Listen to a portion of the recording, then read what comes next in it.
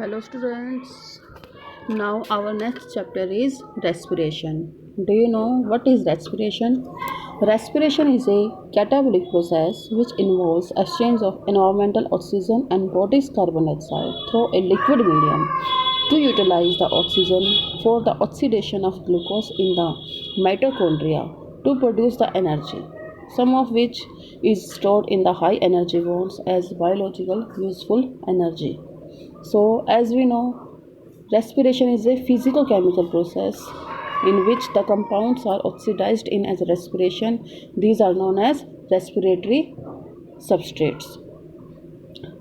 So, in brief, we can say that respiration is the process in which there is a release of energy and the food substances are broken down by oxidation into the simpler substances, that is carbon dioxide and water. It is a chemical process. Now we will discuss about two types of respiration. Although we know that there are many types of respiration, but basically there are the two types of respiration. First is aerobic and anaerobic respiration, and second is direct and indirect respiration. First of all, we will discuss about the aerobic and anaerobic respiration. Aerobic respiration. As we know, aerobic respiration, it occurs in the presence of molecular oxygen. The release of relatively large amount of energy, and it is done by through breakdown of food substances. So aerobic respiration, in which the oxygen is completely oxidize the food to produce carbon dioxide and water, releasing a large amount of energy. Where now the question arises, where the aerobic respiration takes place. Aerobic respiration takes place in mitochondria. Aerobic respiration, it is the breakdown of food substances. It is similar to combustion of fuel.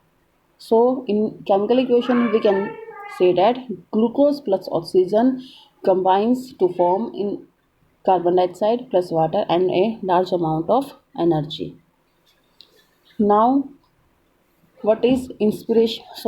Now we will discuss about the anaerobic respiration. Anaerobic respiration, it occurs in the absence of molecular oxygen, and it is also called the and fermentation. In this, the food is only partially oxidized, so only a part of energy, that is only 5%, is released, and the rest of energy remains trapped in the intermediate compounds. It is found in lower organisms like anaerobic bacteria and yeast. It also found in certain parasitic worms like Ascaris tinea, in which oxygen is present in deficient medium. So in chemical form we can say that जो glucose है that is fermented into the ethanol plus carbon dioxide and plus a small amount of energy. Here are some differences. We can say that what are the differences between aerobic and anaerobic respiration.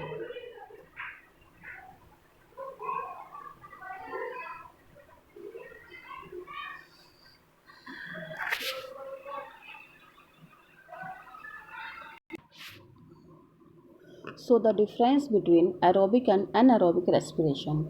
As we know, aerobic respiration, this requires the most important element, that is oxygen. But in anaerobic respiration, there is no need of molecular oxygen. Secondly, in aerobic respiration, respiratory substrate is fully oxidized. But in anaerobic respiration, the respiratory substrate is incompletely or partially oxidized. The end products in aerobic respiration are CO2 and H2O, while in anaerobic respiration the end products are ethyl alcohol and carbon dioxide. In anaerobic respiration, in aerobic respiration, exchange of gases between environment and oxygen occurs, whereas in anaerobic respiration there is only exchange of gases are not allowed. In aerobic respiration, metabolic water is formed, while in anaerobic respiration, metabolic water is not formed.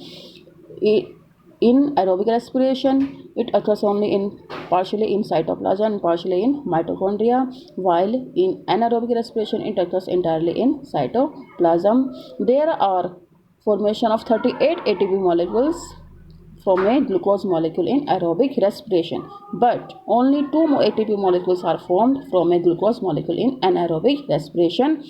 Electronic transport chain is involved in aerobic respiration, but electronic transport chain is not required. In aerobic respiration, it runs continuously throughout the life in plants and animals, but in aerobic respiration, it occurs continuously only in some microorganisms. In others, it takes place temporary or only for short period during the oxygen deficiency. So, students, today we will complete the types of respiration, aerobic and anaerobic respiration. Thank you, students.